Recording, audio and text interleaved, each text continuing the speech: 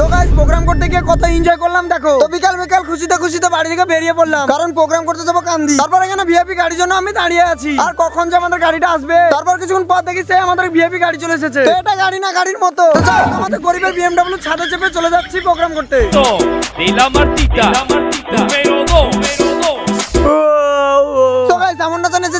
ঘুমিয়ে গেছিলাম, অনেক এনজয় করার পর ফাইনালি পৌঁছে গেলাম কান্দি মোহনবাগানের ফিল্ড। তো এটা ফিল্ডের মতো লাগছে না, আমাদের গ্রামের ভূমি লাগছে। তো যাই হোক, ফিল্ডের স্যার আমাদেরকে সবাইকে প্রোগ্রামের জন্য বুঝিয়ে দিচ্ছে। তারপর দেখি স্টেজে প্রোগ্রাম শুরু হয়ে গেছে, তাই আমাদের প্রপস গুলো স্টেজের কাছে নিয়ে যাচ্ছি। তো এদিকে দেখো কত সুন্দর স্টেজে ডান্স করছে আর কত দর্শক। তাই আমরা থাকতে না পেরে আমরা নিজে নিজে ডান্স শুরু করে দিলাম।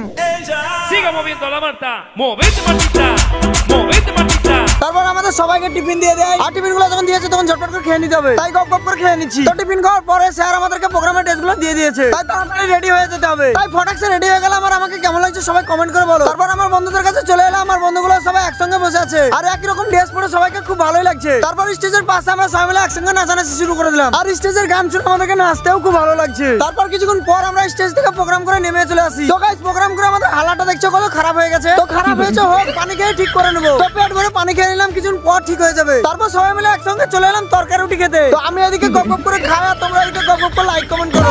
আমার মিনি ব্লগটা এই পর্যন্ত, আবার নেক্সট ভিডিওতে দেখা হচ্ছে তোমাদের সঙ্গে।